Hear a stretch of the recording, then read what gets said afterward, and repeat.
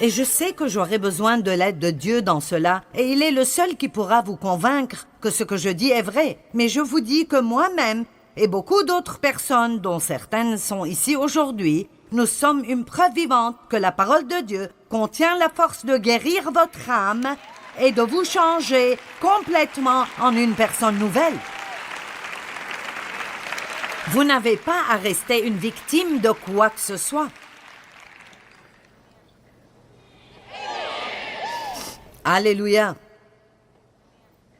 Oh, voyons ce que nous avons ici. Oh. Ouh. L'amour de Dieu, je me demande ce que ça pourrait me faire. Contre la culpabilisation et la honte. Prenez-le jusqu'à ce que tous les symptômes aient disparu. Si vous faites une rechute, rechargez et prenez-en plus. Rechargement gratuit et illimité. Wow! Docteur Jésus, alléluia. Oh! Oh! Toute une bouteille d'humilité.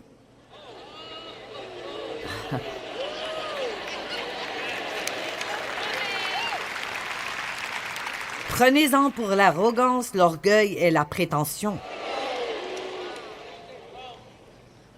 Prenez-en pour le jugement et le criticisme. Rechargement illimité. Prenez-en jusqu'à ce que les symptômes disparaissent. J'ai eu besoin d'une bouteille fraîche de cela récemment. J'ai pris cela régulièrement pendant toutes mes 38 années de ministère. J'en ai toujours besoin. En fait, j'ai toujours besoin de tout cela plutôt régulièrement. Oh! Wow! La générosité, comment ça va m'aider? Oh, prenez-en pour l'égoïsme.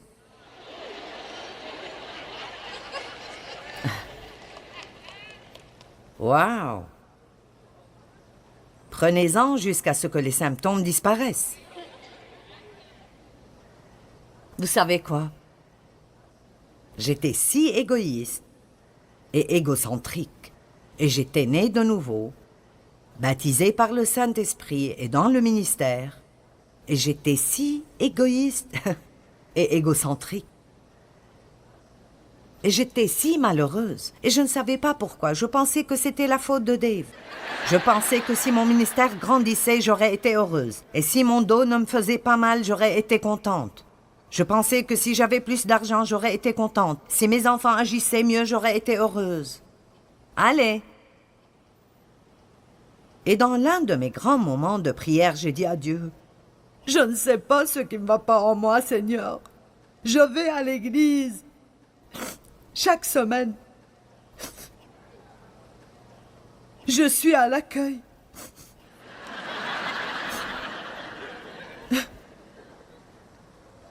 Je ne sais pas pourquoi je suis si malheureuse. » Et je vous le dis, vous pouvez dire ce que vous voulez à propos de si Dieu nous parle ou ne nous parle pas, mais Dieu m'a dit.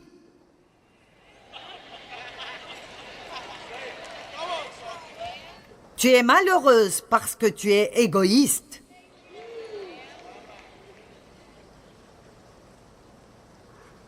Alors j'ai commencé à étudier l'amour et à étudier, et à étudier, et à étudier, et à étudier, et je l'étudie toujours. Apprenez à être des personnes généreuses. Ne faites pas le moins que vous puissiez faire. Faites le plus que vous pouvez faire, et faites-le exprès. Je vais fermer l'armoire pour 1 minute. Hébreux 4. Vous me suivez toujours? Est-ce que ça va au-delà de vos cerveaux pour arriver à votre esprit? Car la parole de Dieu est vivante et efficace. Vivante et pleine de puissance. Il n'y a qu'une seule chose qui sort la mort dans nous, et c'est la vie.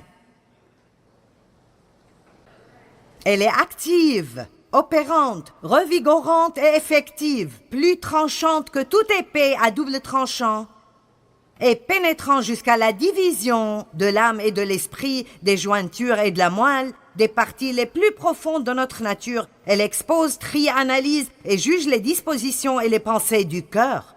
Laissez-moi vous demander, parfois quand vous allumez la télé, et je vous prêche tôt le matin, est-ce que vous ressentez que l'on opère sur vous? Vous traversez une sorte d'opération de l'âme? C'est ce que la parole fait en moi. Elle ne me fait pas toujours me sentir tellement bien. Laissez-moi vous dire, quand j'ai commencé à vraiment étudier la parole, c'était affreux, parce que tout ce que je lisais, j'en avais besoin. J'avais un problème avec la parole entière. Après chaque sermon que j'écoutais, je me sentais condamnée. Je ne connaissais pas la différence entre la conviction et la condamnation. Alors si j'écoutais un message à propos de « tu parles trop »,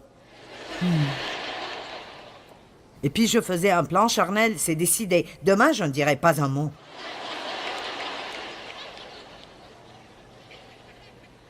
Et je marchais à la maison. Et quelqu'un disait, qu'est-ce qui te prend aujourd'hui? Et je disais, si je parle, vous n'aimez pas. Et si je ne parle pas, vous n'aimez pas. Vous savez comment on appelle ça? La chrétienté enfantine et bébé. Je ne savais pas que ce que je devais dire était « Oui, Seigneur, tu as raison, je suis convaincu. Je dis beaucoup de choses qui blessent les gens, et je dis beaucoup de choses qui me blessent à moi, et je veux changer, et je te demande de me changer, et j'irai à ta parole, et je prendrai mes médicaments. »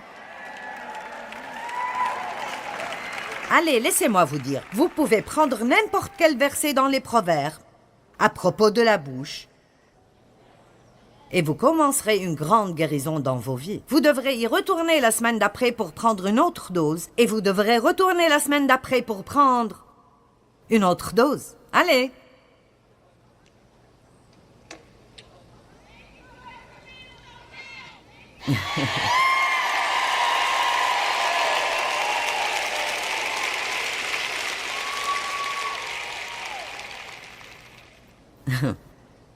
Vous savez, ce que j'ai fait aujourd'hui entre les sessions, je suis allée manger, mais après je me suis arrêtée à un magasin et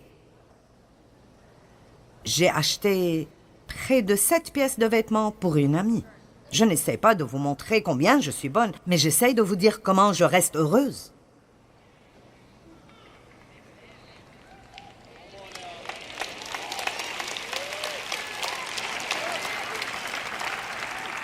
T'es-tu acheté quelque chose? Oui, je me suis acheté 2 ou 3 choses. Mais, je vous dis la vérité, j'ai découvert que la seule façon d'être heureuse est d'être agressivement généreuse.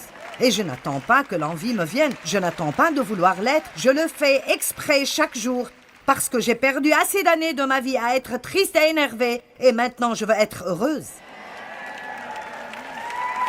Alors chaque jour, je me réveille et je prends une grande cuillerée de générosité. Oh, où est-il passé? Oh! Oh, mon Dieu! Ah, le voici. J'ai pensé que je devrais aller pour en acheter plus. Est-ce que quelqu'un comprend ce que je dis? Je vous défie de, si vous savez, si vous êtes égoïste, de l'admettre. Combien sont égoïstes? Merci. Combien sont parfaits et n'ont besoin de rien de ce que je dis?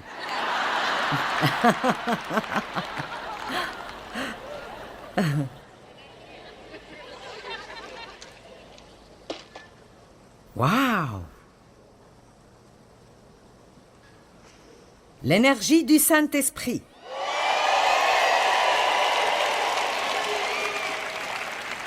Prenez-en pour la paresse aussi souvent que vous en avez besoin. Jusqu'à ce que tout symptôme disparaisse. Waouh! Rechargement illimité, Docteur Jésus. Waouh! Oh oh! La sagesse. Prenez-en pour la stupidité aussi souvent qu'il le faut.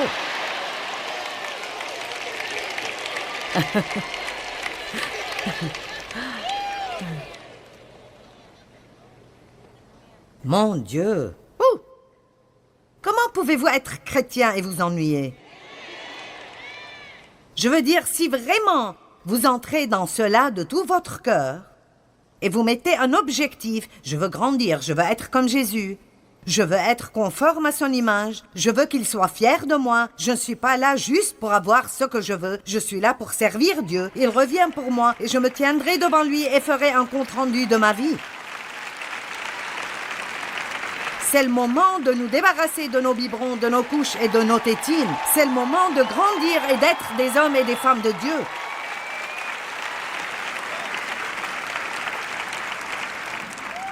Au moins, si vous ne voulez pas prendre vos médicaments et voulez rester malade exprès, admettez-le et dites « J'ai tellement de problèmes parce que je ne veux juste pas changer. »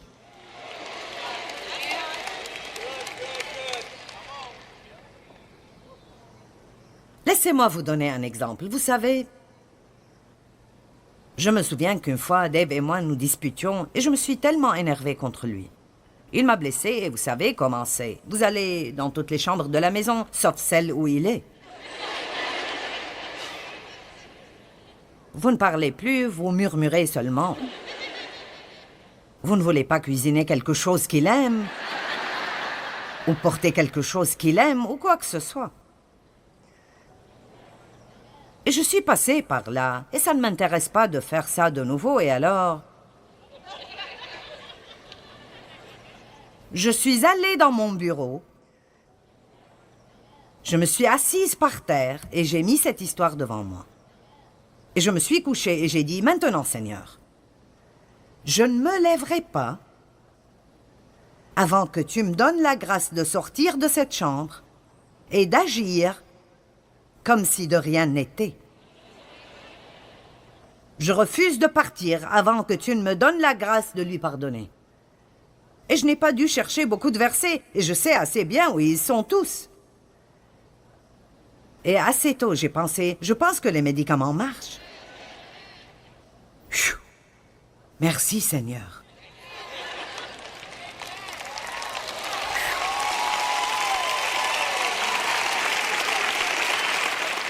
Eh bien, chérie, que veux-tu regarder à la télé ce soir? Je t'amène quelque chose à boire?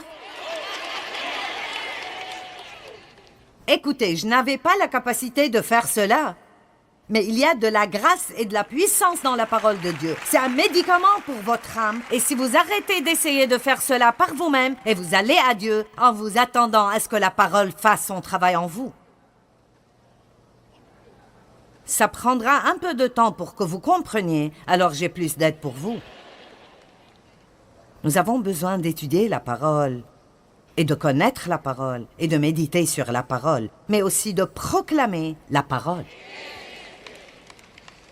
Vous devez savoir assez pour proclamer la parole de Dieu à haute voix, toute la journée, quand il vous est possible de le faire. Dieu m'aime, mes péchés sont pardonnés, il n'y a plus de condamnation. Je m'attends à ce que de bonnes choses arrivent aujourd'hui. Mais j'ai fait votre devoir pour vous. Nous appelons cela le livre mauve. Je ne sais pas pourquoi, c'est juste parce qu'il est mauve. Il est intitulé « La puissance secrète de la proclamation de la parole de Dieu ». Vous voyez, ils ont ce livre. Et il est petit, je veux dire, vous pouvez le porter dans votre sac, ou le mettre dans votre valise, ou dans la boîte à gants de votre voiture, n'importe. Et, en fait, j'ai divisé ce livre en quelques catégories pour que, quand vous faites face à une attaque, votre médicament est juste là. La colère, l'onction, l'anxiété, l'inquiétude, l'autorité, les compromis, les responsabilités civiques, les confessions, la confiance.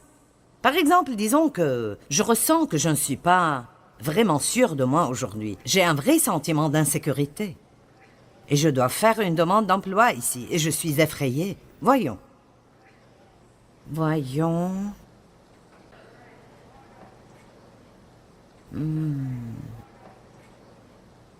La voici. J'ai mis cela à la première personne du singulier.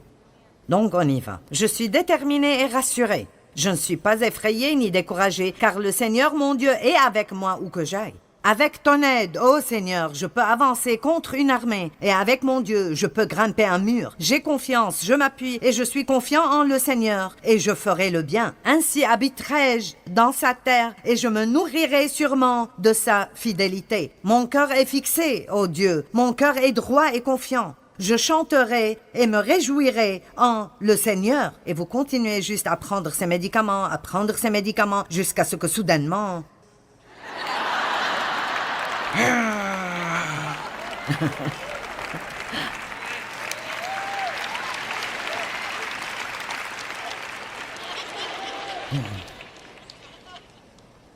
Vous me suivez?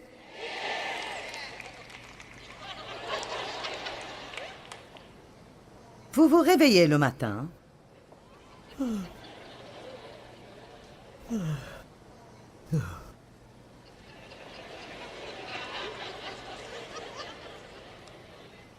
Oh, Jésus, aide-moi.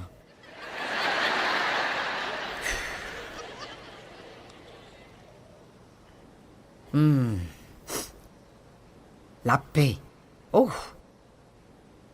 Prenez-en pour l'anxiété, l'inquiétude et l'irritabilité. Prenez-le jusqu'à ce que tous les symptômes disparaissent. Seigneur, aie pitié. Oh, je pense que c'est ce que je pense que c'est. Qu'est-ce qui vient dans les bouteilles bleues?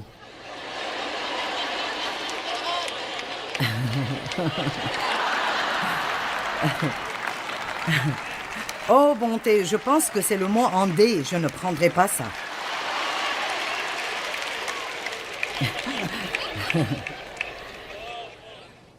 Je veux dire, allez, que faites-vous si vous vous levez le matin et vous sentez comme si un camion vous est passé dessus? Trouvez ce paquet de médicaments. Combien d'entre vous doivent prendre des médicaments chaque jour? D'accord. Combien d'entre vous en prenez? Ah, si vous les oubliez, êtes-vous jamais retourné pour les prendre? Si vous en êtes à court, vous allez en amener plus. Vous vous assurez d'arriver avant que la pharmacie ne soit fermée. Nous sommes vraiment radicaux quand nous avons quelque chose dont nous pensons que ça éliminera notre douleur. Eh bien, tout ce que je demande est que nous soyons même juste à moitié aussi radicaux concernant nos poisons de l'âme que nous le sommes à propos des choses qui nous rendent misérables dans la chair et que nous commencions à vraiment regarder la parole de Dieu comme le remède pour votre âme. Écoutez cela. Oh, j'ai tellement de choses ici. Je pourrais prêcher 40 messages. La traduction d'Isaac Lizer de l'Exode 15-26 dit « Je suis le Seigneur, votre médecin. Le médicament que je prescris est ma parole. »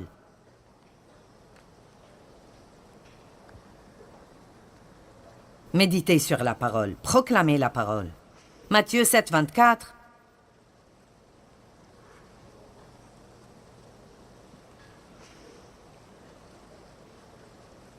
Celui qui écoute ce que je dis et qui l'applique, obéit à ma parole, ressemble à un homme sensé, prudent, pratique, sage, qui a bâti sa maison sur le roc.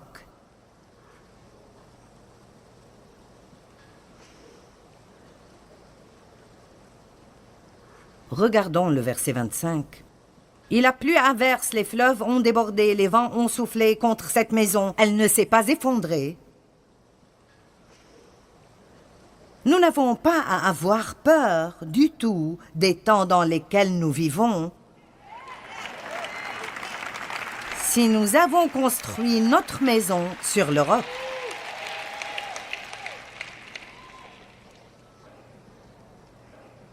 Elle ne s'est pas effondrée car elle est sur le roc. Mais celui qui écoute mes paroles sans faire ce que je dis ressemble à un homme assez fou pour construire sa maison sur le sable. Il a plu à verse, Les fleuves ont débordé, les vents ont soufflé avec violence contre cette maison. Elle s'est effondrée et sa ruine a été complète. Les 3 petits cochons. Il était une fois 3 petits cochons.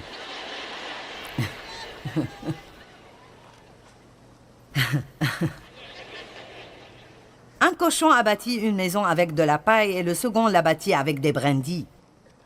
Ils ont bâti leur maison très vite. Très vite.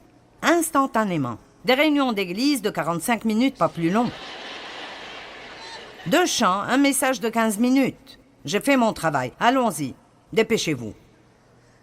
Je dois aller à McDo. Ils ont bâti leur maison très vite, et puis ils ont chanté et dansé toute la journée parce qu'ils étaient paresseux. Le 3e a travaillé dur et a construit sa maison avec des briques.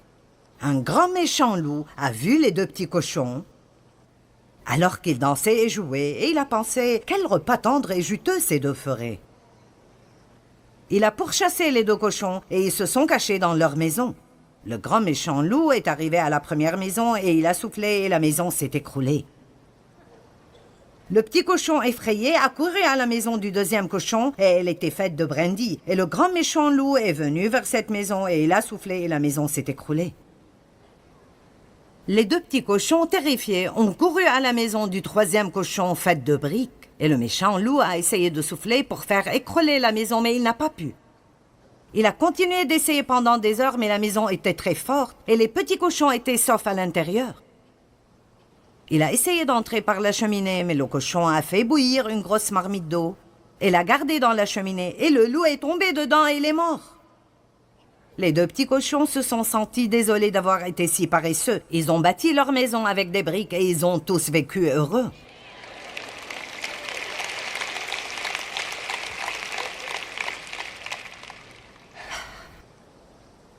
Apocalypse 19.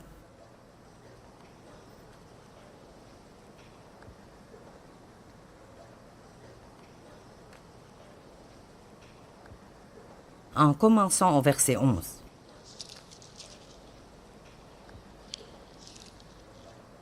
J'ai lu ceci ce matin et j'ai voulu me mettre debout dans ma chambre d'hôtel et crier à haute voix. Là-dessus, je vis le ciel ouvert. Et voici, il y avait un cheval blanc. Son cavalier s'appelle Fidèle, digne de confiance, loyal, incorruptible, droit et véritable. Il juge avec équité, il combat pour la justice, la sainteté, la vertu et la droiture. Ses yeux flamboient comme une flamme ardente. Sur sa tête étaient plusieurs couronnes et diadèmes. Il avait un titre, un nom, écrit que personne d'autre ne connaît et ne comprend. Et il était revêtu d'un vêtement teint de sang. Le titre par lequel il est appelé est la parole de Dieu. La parole de Dieu. La parole de Dieu. Et le titre par lequel il est appelé est la parole du Dieu vivant. Et Christ, la parole de Dieu, est devenu chair et a habité parmi nous. Et le Saint-Esprit a oint des hommes pour écrire ce que l'on appelle la Bible, et personne n'a jamais pu s'en débarrasser ou la détruire. Ils l'ont gardée cachée pendant longtemps. On appelle cela l'âge des ténèbres. C'est normal que cela s'appelle l'âge des ténèbres, parce qu'ils avaient caché la lumière du monde. Mais comme Dieu le fait toujours, il s'est libéré. Et laissez-moi vous le dire, Dieu se libérera de nouveau dans notre société, parce que personne ne se débarrassera de Dieu. Vous ne pouvez pas vraiment exclure Dieu des écoles. Vous ne pouvez pas le faire sortir de quoi que ce soit, parce qu'il possède tout et il est tout. Et moi, au moins, j'ai pris ma décision. J'aimerai la parole, je vivrai par la parole. Je mangerai la parole, je méditerai sur la parole, j'étudierai la parole, je proclamerai la parole, parce qu'elle est le remède dont j'ai besoin pour tous les poisons dans mon âme. Et c'est ce que vous devez faire aussi pour le poison dans votre âme. Allez, prenons un engagement d'aimer la parole comme jamais nous ne l'avons fait.